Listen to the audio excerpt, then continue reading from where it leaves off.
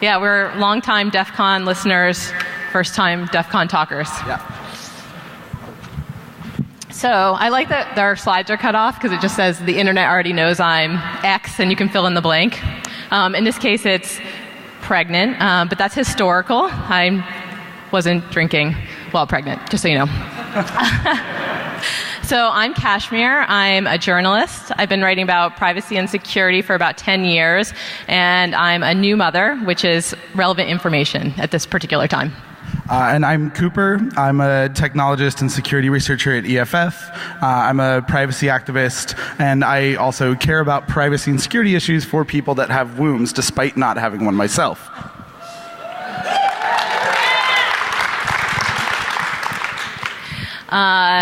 So we paired up for this particular project. I'm an investigative journalist, so I'm good at reading documents and talking to people. And I'm also an immersion journalist. I like doing the things I'm writing about. So when I wrote about Bitcoin, I lived on Bitcoin for a week. It was hard. In the past, with DEF CON speakers' help, I hacked a smart home. So yeah, I like to do the things I'm writing about, though I did not get pregnant just to do this talk. And I didn't either. So I'm a hacker, so my skill set involves apparently seeing dogs and blondes in the Matrix. So I got interested in this. Originally, when I had advised another journalist on an article about anti-abortion groups using geo-targeted advertisements to target anti-abortion ads at women inside of Planned Parenthoods. So you'd be in Planned Parenthood planning to get an abortion, you fire up Facebook, and you get an ad telling you that you're, killing your fetus. And so I met Kashmir, and she pitched this idea to me after she had unsuccessfully looked for a real security researcher for many months, and we settled on me. So beyond being pregnant, I got interested in this a few years ago. We're on the wrong slide. Next one. Oh, we are missing the slide. Anyways, a few years ago, I helped popularize the story of the Target story. Is there anyone in here who doesn't know the Target data mining pregnancy story? Don't be afraid to raise your hands. Okay, I'll tell it. Almost everybody seems to know this story, and I hear it come up at every single security conference, privacy conference I go to, so I'll be the one to raise it this time. But this was a story that came from an article written by Charles Duhigg, who's a New York Times journalist. He did this big article on how companies learn your secrets. And one of the anecdotes in this story was that Target did really excellent data mining. It would look at the shopping behavior of women to figure out who early on who was pregnant. And it would be like they bought unscented lotion, they bought a blue carpet, they probably bought prenatal vitamins, which is like the big giveaway. And so there's this story about how Target sent ads to this woman for all kinds of baby products. And it turned out this woman was a teenager, and her dad saw the ads and got really mad and went to Target and was yelling at them saying, "Are you trying to encourage my daughter to get pregnant?" And supposedly this dad called Target back a couple of weeks later and apologized and said there were things going on in his home that he didn't know about and that his daughter was indeed pregnant. So some people don't want the internet to know about their pregnancy. In particular, there's a Princeton professor named Janet Vertese, and she wanted, while she was pregnant, for the internet not to find out about it. So she went to great lengths to hide her baby bump from the world of big data. She looked at baby sites, baby product sites, using Tor. Her husband went to the drugstore, paid cash for gift cards. When they wanted to buy baby products, they would do it with these gift cards and have it sent to an Amazon locker, so it wasn't associated with their home address. And she said she successfully hid it as far as she could tell because she never got online ads targeted at her based on her pregnancy. I decided to do the opposite. I just told everybody I was pregnant. I downloaded, while I was trying to get pregnant, all of these period and fertility tracking apps. And then once I got pregnant, I entered into the apps I was pregnant, and I just used an email address that I don't usually use in order to track what happened, because I wanted to find out who was going to sell me out to retailers, who was going to figure out that I was expecting. So this is the list of apps that we looked at, and we looked at about a little over 20 different apps, and they have all of these names. A lot of them are named similar things, like My Calendar, My Time. Well, here's the first privacy issue. Yeah. So once you put this on your phone and somebody's shoulder surfing, do they know what you're doing with these apps? So there's one set of logos that are very discrete, like, you know, letters, numbers. These could all be pretty generic applications, ride sharing or something. There's a next tier, though, that involves a lot of pink flowers and silhouettes of women. I've never had so much pink on my smartphone. And then there's yet a third tier of weird images of fetuses. At least the last one doesn't give away what the sex is of the baby. And then, of course, the grand winner is this one. No, I mean, you don't necessarily know what this is. It could be like a porn app. No, but it's called Get Baby. So, yeah, a little on the nose for this one. So I think that there's probably a few dudes in the audience who maybe haven't used these apps before. And you may wonder why it is that women would want to tell their smartphone when they're having their period. So these are some of the reasons why women use these apps. The screenshot on the left, you can't quite see it, but it gives you options for why you're using the app.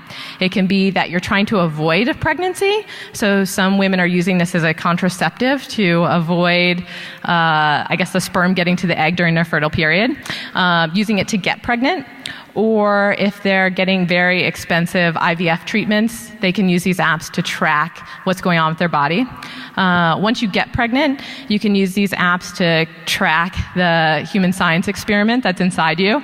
The main thing that the apps tell you about is what size fruit the fetus is in your body, which is super weird. One of them told us that the baby was the size of a cheesy mango, which I'm not clear what a cheesy mango is. And it told us it was not our baby. No, yeah. We should clarify. And then the other use for these apps is they have these community forums where women talk about all kinds of things. Sometimes it's stuff having to do with pregnancy and fertility. Sometimes it's completely different. There's a lot of discussion about people's sex lives. In the screenshots I have here, it's about, I can't even remember. Oh, baby bump selfies, those are really big. Oh, there's somebody that's saying, why is my period greenish black? Which you should probably get out of the forums and go to a doctor. And then in terms of the kind of information that you give these apps, you might tell them what your vaginal discharge looks like. Because they're fertility apps, a very important piece of information is how often you're having sex and when you're having sex. Once you're pregnant, you might tell them the physical symptoms that you're experiencing, from headaches to backaches to not sleeping a lot. And then the apps are helpful in terms of getting you to do things that you're supposed to do when you're pregnant, like take prenatal vitamins, do Kegels, which if you don't know what that is, you can look it up, and just track your sleep and your weight, like the usual kind of health tracking stuff. So I downloaded all these apps. Who figured out I was pregnant? So one of the companies that figured out I was pregnant was Twitter. So this is from a Twitter account that is associated with the email address that I used with all these different apps. And I don't know if it's included in the screenshots, but they figured out that this is from, there's like an interest page that you can get to in your Twitter settings, and it tells you like what advertisers know about you, how they're targeting you. So I have been successfully associated with baby products, childcare products, and very specifically, it says in my demographic information that I have one child, which is true. Also, all these people figured out I was pregnant. This is my inbox at 6 months, and luckily, again, I was not using my usual email address, but I had ads from Pottery Barn Kids, What to Expect, which is one of the apps I signed up for, Huggies, and many, many more. So this is where we get into my specialty of reading documents. So I wanted to figure out how these people had gotten this information. There was a technical way to find that out, and then there was just a read the privacy policy way. So and I'm only going to give you a few of the 5 privacy policies, but the first one was what to expect.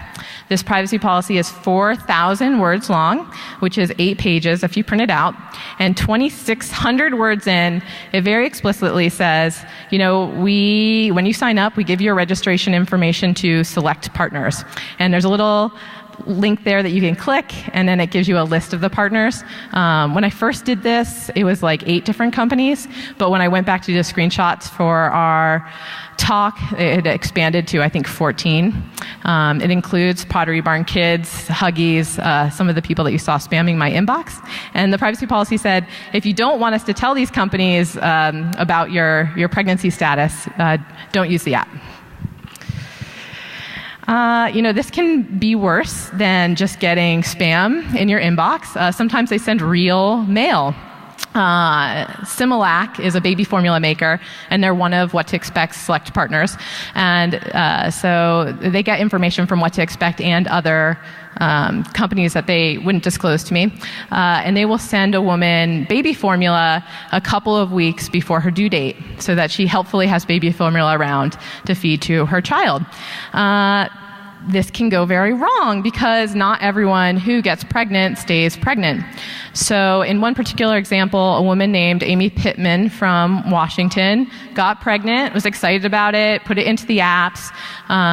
She didn't like the What to Expect app, so she deleted it, and then she had a miscarriage. And a few months later, or I guess like 8 months later, she did get baby formula in the mail. So there's serious privacy harms here when you misidentify or correctly identify a woman's condition, but then don't know what happens later. And it seems like a lot of these apps are not keeping in mind people who might be outside of the majority use case, the average user story, or the average threat model, so to speak, which is a theme that'll come up again. Okay, so privacy policy number 2, this was the bump. This privacy policy was 4,700 words, which is 10 pages printed out. Yeah, and so for reference, this is the same length as the entire report that I wrote about this problem. And so I was reading this privacy policy, and I was really surprised to get about halfway through it, and I discovered baby's first wiretap, which I use facetiously. I don't know if a lawyer would approve of calling this explicitly a wiretap, but it had a feature. It told you that if you made a call from within the app, like you identified a vendor that you wanted to do your baby registry on, if you made a call from the app, it would record the call. It would record any message that you left. It would collect the phone number, the location where you were when you made the call, etc., which I just thought was insane. Like, I've never seen anything like that before with an app. And so I called up, I reached out to the bump and I said, WTF. And they informed me, we're not recording phone calls. That's legacy language for a contemplated feature for the Knot, which is an app that they do for planning weddings. And the press person was like, I'll send that to our legal team right away. And so this proves that no one reads privacy policies, not even a company's own lawyers. And the they line, removed it from the privacy policy a couple of days after I reached out to them. The line of this bad thing you found was just a test. How common was that? Yeah, I'm sure many people out here who have reached out to companies about privacy or security issues often gets the response of, it was just a test, or we were just temporarily doing it. I don't know, I hear that all the time. That was a response from about half the companies we contacted, I think. Okay, this is the last one. So this was Ovia, which is an app, a company that makes a fertility app, a pregnancy tracking app, and even a child tracking app. Their terms of use are 6,100 words, which is 14 pages printed out. I don't know if you can see it in the screenshot, but this is an app that gives you like a really helpful fertility score. Like, your score is high, do it. Your score is low, nothing's going to come of it. And when I went through their terms of use, they, a lot of these apps, they sound like they're kind of like giving you the kind of advice that a doctor might give you, but many of the apps warn that they're not really giving you medical advice. And this one explicitly said, this app might have errors, may be inaccurate, just so you know, we're not responsible for that. So I went back to look at their website, and oh yeah, you can see it, good. So in the advertisement for their pregnancy app, they said they'll give you real-time alerts when your symptoms are dangerous. And right above that is like the little medical symbol. So I don't know, it sounds like medical advice to me. Sure seem to be trying to imply that it's medical advice. So these are some of the issues that we ran into. When it comes to inaccuracy, the warning that they gave is warranted. I found out that a year ago, 3 doctors looked at a bunch of apps, 33 of the most popular ones on Android and iPhone, and they looked at their predictions for the fertile window. And of those 33 apps, only 3 apps correctly predicted the fertile window. And we've got their results there. No one was completely off, but they would just be off by like a few days. And interestingly, the month that I got pregnant, most of the apps told me I'd missed my fertile window. So my husband and I were excited when we found out that, in fact, it had worked. So if you're using these to not get pregnant, it might not be the best method. Yeah. Please don't use these apps as a contraceptive. So far I've talked a lot about one person that's involved in this in terms of privacy. There's 2 people involved, and so that was definitely on my mind as I was doing this project, is that basically I was tracking my now in the world daughter online since she was -8 months old. So I just wanted to say a public apology to Alev. So that's like a lot of what I was able to.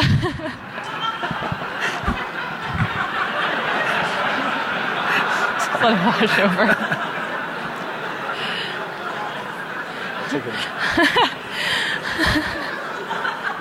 So this is what I was able to learn just from basically tapping into skills that I have as a journalist in terms of reviewing privacy policies, reaching out to companies. I also used an app,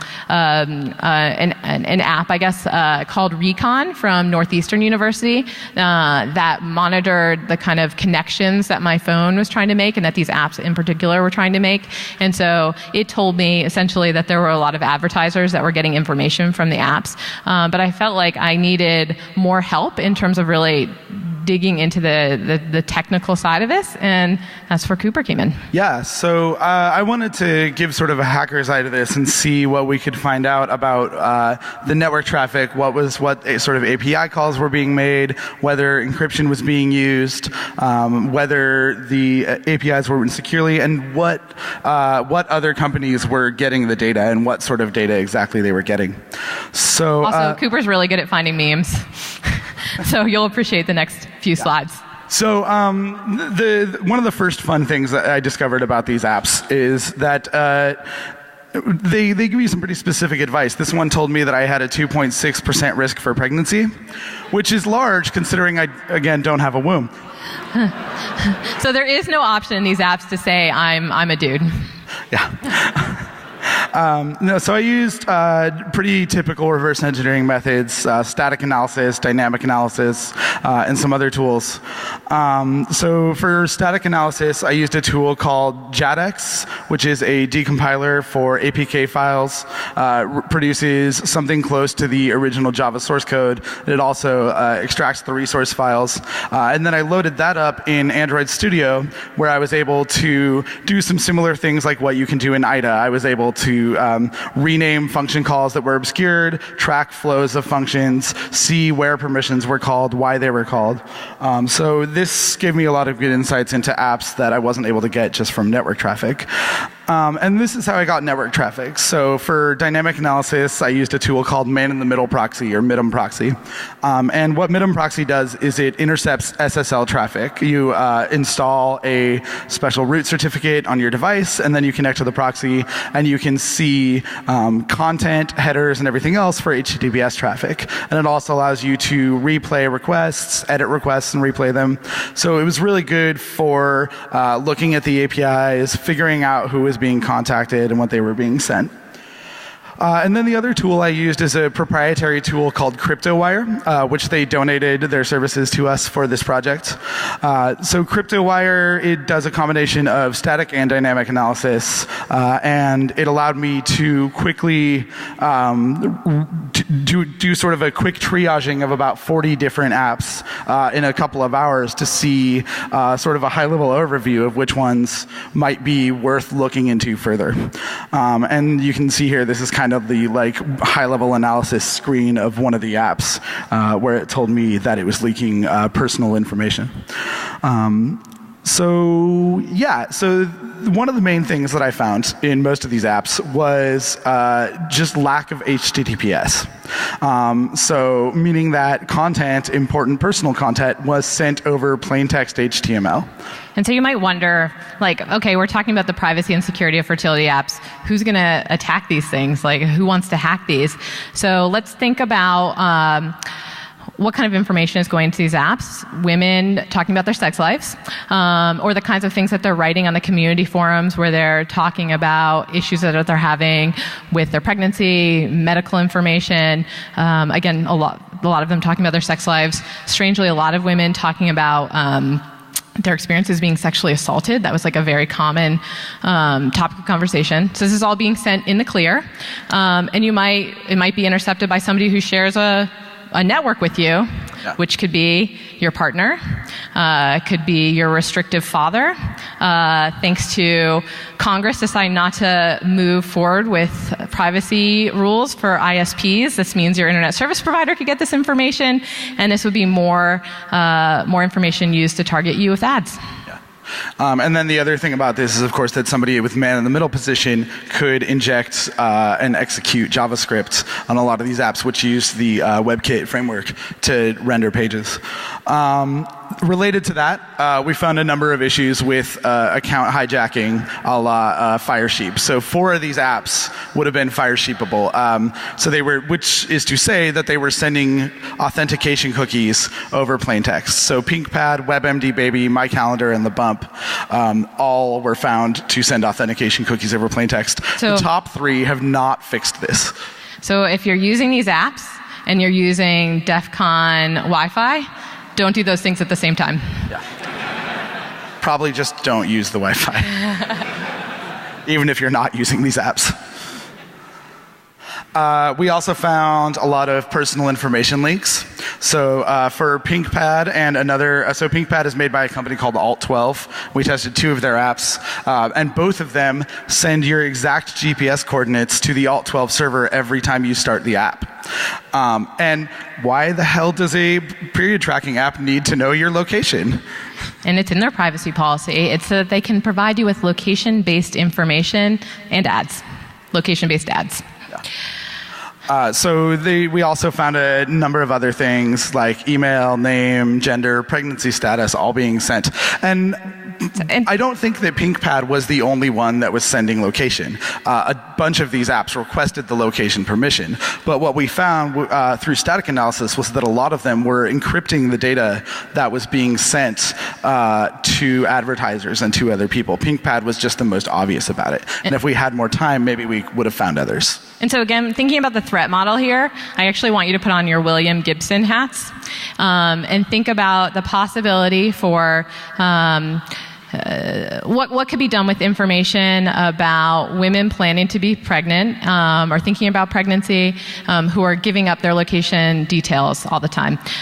So I think at the beginning of this talk, we made the point that advertisers aren't just creepy because they get a lot of information about you and they're trying to get you to buy something. In the case of knowing a woman's pregnancy status, it can be very malicious, where we had an anti-abortion group targeting women that are in a Planned Parenthood Parenthood waiting room.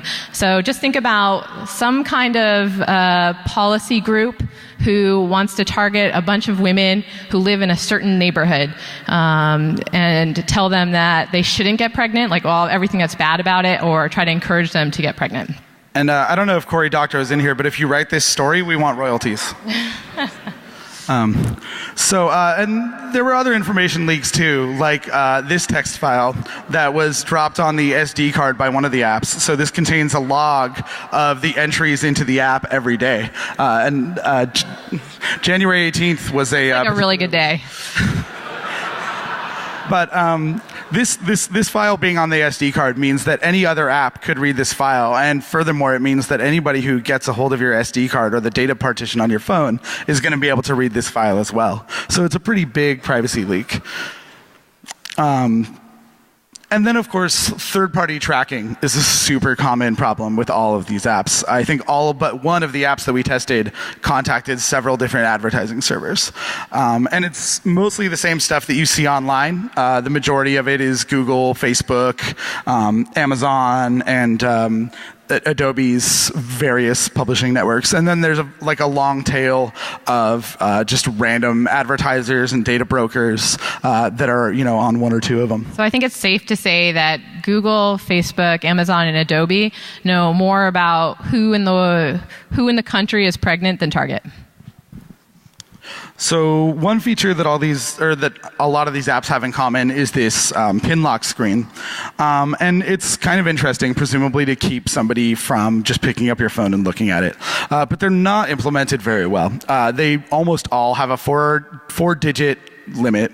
And at the time we looked at this, none of them had any sort of protections against brute forcing. So you could guess as many times as you wanted without any sort of slowdown. When we notified the companies, one of the companies, P-Tracker, did actually decide to fix that issue and implemented a back off for the number of times that you could enter the PIN code. But the other thing about these is that they don't have they're not any sort of protection for the data at rest. So they don't encrypt the data in any way. They don't do anything to actually protect it on the drive. They're just a intent that triggers before the app starts. So all you have to do is get around that somehow. And one way to get around that is to click this link that says, "I forgot my code." So for at least one app, the Bump, when you click this link, it sends you an email with a temporary PIN code that will unlock the app. And where does email tend to go? And so email tends to go to your phone. So if you're on the phone trying to get into the app and you can't because there is a PIN on it, just send the reset code and check the email because you already have the phone, and there you go. And when I was using these apps, I was not using PIN codes. I wasn't particularly concerned about somebody getting into the apps. But if somebody does feel the need to use the PIN, they may have a very legitimate reason. You may be in an abusive relationship. You may be in a restrictive, or a religious household or a religious society. They're with somebody that they don't want, somebody who has access to their phone to have access to their sex lives. And so these PINs should be stronger. Yeah. And if you're relying on this PIN code for security, I don't recommend it.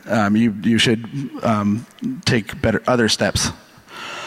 Another issue we found was files not actually being deleted. And so again, we only found this in the Bump, but this is also largely because we ran out of time to do this research, and this is probably an issue in other apps. So what happened in this case is that the Bump encourages you to upload photos of your pregnancy progress. So a photo of your belly, a photo of your ultrasound. And so what happens is in a lot of these apps, there's actually some apps that explicitly discourage this and say no posting any personal information in the community forums. But I guess the Bump didn't have that prohibition. So a lot of women like to post the ultrasound and share it so you can see the development of the baby. But ultrasound pictures usually have the mother's full name, the hospital where the ultrasound was taken, the date, so a lot of sensitive information. So a woman might post that to a community forum and then realize all that she shared and delete it. But when you delete it, it turns out that it simply unlinks the photo from your account, but doesn't actually delete it from the CDN server that the photo was uploaded to. So if you have that original URL, that URL still works to see the photo for the rest of time. And we thought this might be a caching issue at first, but the photo was still up for a week after I had deleted it from my account. So definitely not a caching issue, just not even considered that a user might want to actually delete things when they say delete.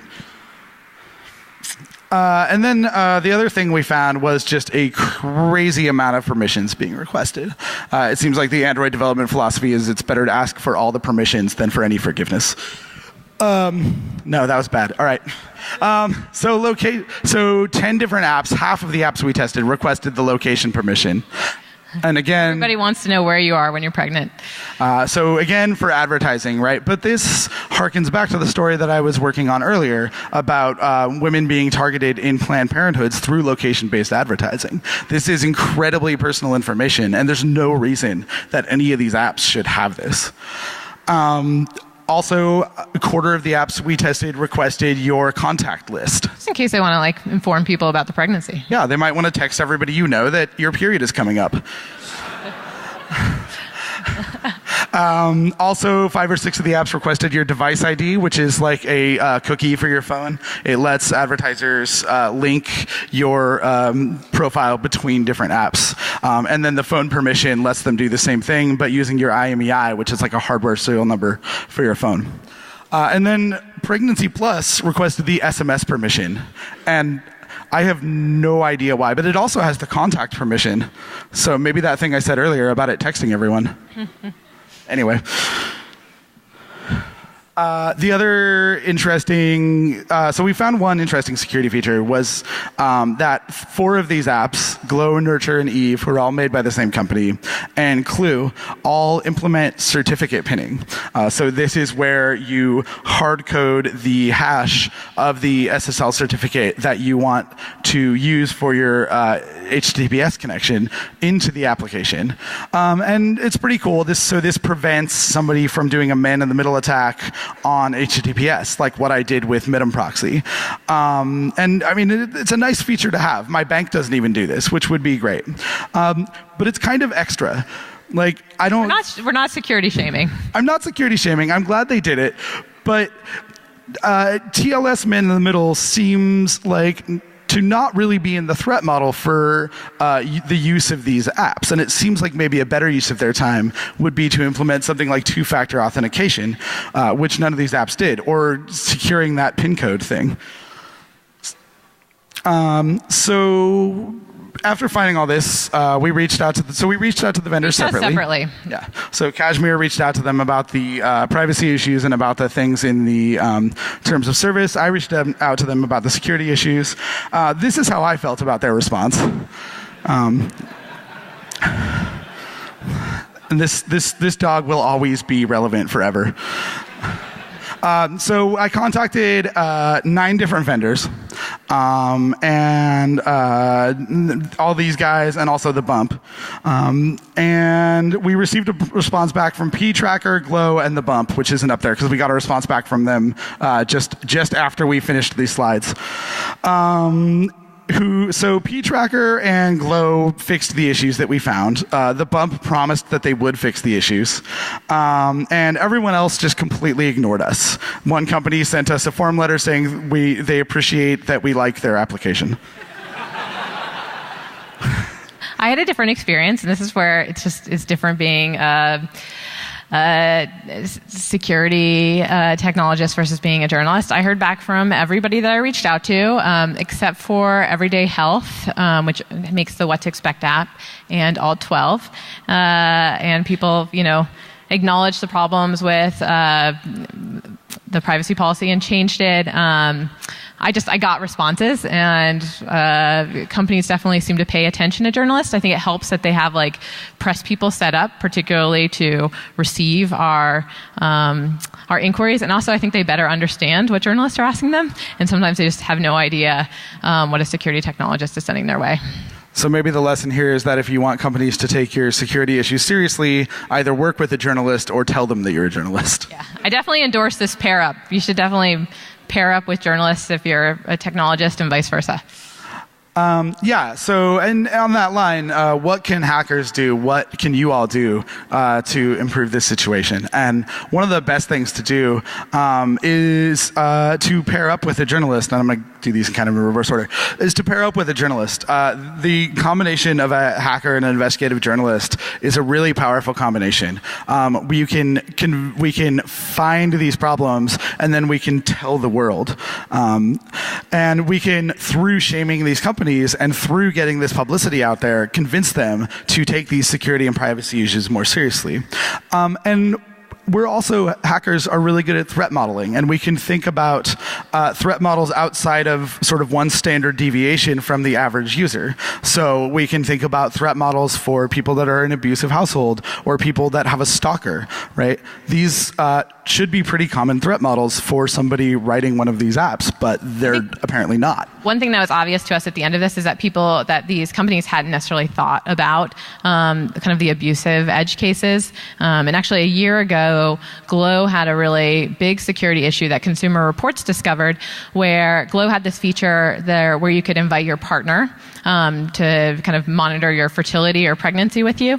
And the way they had set it up was such that the woman would make the invitation to somebody, but after she did that, anybody who knew her email address could then monitor what she was doing within the apps. And so it was just this kind of huge security hole, and only discovered because Consumer Reports decided to look really closely at the app. But Glow did take that issue seriously and did fix the issue, and I think is why they were so responsive to the security issues that we found, because they do seem to, after that shaming, or after that publicity. Publicity, not shame. Sorry, not shaming.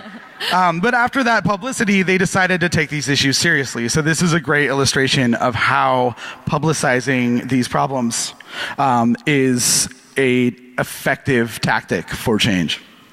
So Kashmir, what was your takeaway from all this? Yeah, I mean, my firsthand opinion on all this, like, I hate to admit it, but I really enjoyed using these apps while I was pregnant. It's super weird being pregnant. It's like unlike anything that's ever happened to your body before, and you feel like a science experiment for 9 months. And so I appreciated the information I was getting from the apps. But if I decide to have more children, I don't think I would use the apps again, because now I kind of like know my way around it.